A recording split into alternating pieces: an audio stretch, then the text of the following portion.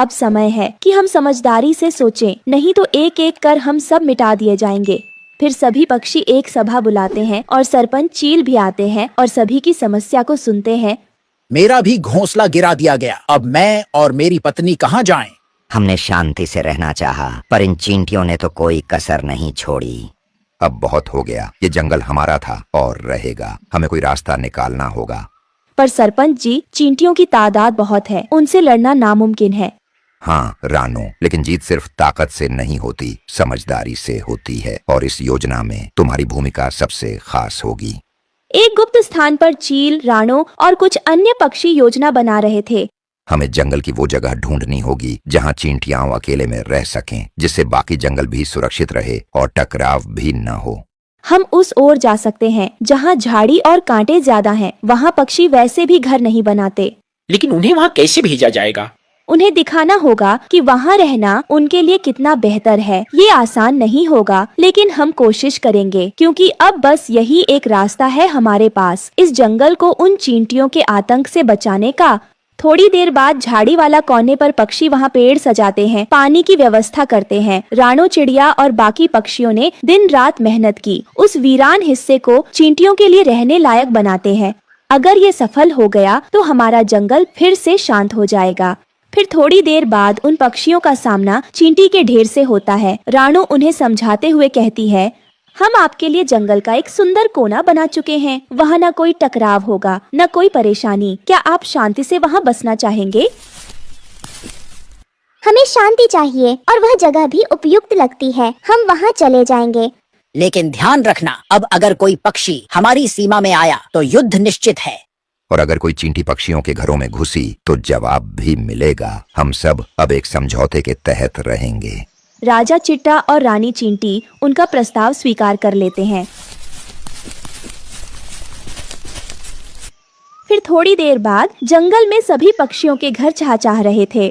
बच्चे खुशी से खेल रहे थे।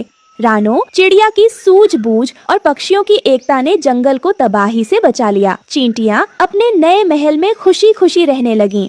कभी कभी लड़ाई से बड़ी चीज होती है समझदारी और साथ। हमने हार नहीं मानी, हमने रास्ता ढूंढा। अब पूरा जंगल हरा भरा था। एक ओर चींटियों का सुंदर महल और दूसरी ओर चहचहाते पक्षी के घोंसले, जिनमें बच्चे खुशी खुशी रहने लगे। अचानक जमीन हिलती है। दूर से एक लंबी पंक्ति में हजारों चींटियां आ रही थीं। उनके आगे आगे चल रहे थे रानी चींटी और राजा चिट्टा। अब ये जंगल हमारा होगा। जितने भी पक्षी हैं, सबको उनके घरों से निकाल दो। ये जंगल अब हमारी सेना के लिए है। पेड़ हमारे होंगे, शाखाएं हमारी होंगी। चींटियां पेड़ों पर चढ़ती है और घोंसलों को गिरा देती है। पक्षी डरकर उड़ जाते हैं। वहीं रानो चिड़िया का घोंसला भी टूट गया था। वो अपने बच्चों के साथ रो रही थी। मेरा घर, मेरा छोटा सा घोंसला, जिसे मैंने तिनका तिनका जोड़कर बनाया था, वो अब मिट्टी में मिल गया। मैंने हर कांटे से लड़कर, हर तूफान से बचाकर इसे सजाया था। इन मासूम बच्चों को अब कहाँ लेकर जाऊं? ना कोई शाख बची, ना कोई ठिकाना। बारिश आने वाली है, ठंडी हवाएं चल रही हैं। क्या मैं इन्हें खुले आसमान के नीचे छोड़ दूं? नहीं नहीं, मैं माँ हूँ, मैं कुछ न कुछ जरूर करूँगी। चाहे जैसे भी हो, मैं अपने बच्चों के लिए फिर से एक आसरा बनाऊंगी। माँ, हम अब कहाँ सोएंगे? क्या अब हमें भूखा रहना पड़ेगा? नहीं मेरे लाल, नहीं। तुम्हारी माँ हार मानने वालों में से नहीं है। ये शाखाएं भले टूट गई हों, लेकिन मेरा हौसला अब भी जिंदा है। हमने कितने मौसम देखे हैं, गर्मी, सर्दी, आंधी, पर आज जो हुआ वो सबसे बुरा था। वहीं दूसरे पेड़ के पास एक मैना भी अपने टूटे घोंसले के पास बैठी रो रही थी। मेरे अंडे टूट गए। चींटियों ने कुछ नहीं छोड़ा, ना डाल ना पत्ता। मेरे बच्चे अब इस दुनिया में कभी नहीं आएंगे। एक बुजुर्ग कबूतर अपनी घायल पत्नी को संभालते हुए बोलता है, हमने तो हमेशा दूसरों को दाना खिलाया, कभी किसी का बुरा नहीं किया, फिर हमारे साथ ही ऐसा क्यों हुआ? तभी वहाँ गरुड़ आता है और गुस्से में बोलता है, काफी हो गया। अब हम कोई कमजोर नहीं हैं, हम आकाश के राजा हैं। आज मैं इन चींटियों को दिखा दूंगा कि ये जंगल किसका है। भीड़ चौंकती है, कुछ पक्षी डरते हैं। गरुड़ उड़ता है और सीधे चींटी सेना पर हमला करता है। चींटियां पहले डरती हैं, लेकिन फिर एकजुट होकर जवाबी हमला करती हैं। एक विशालकाय लाल चींटी गरुड़ की आंख पर वार करती है। बाकी चींटियां उसके पंखों को काटना शुरू कर देती हैं। गरुड़ भाई नहीं, वापस आ जाइए, वो बहुत खतरनाक है।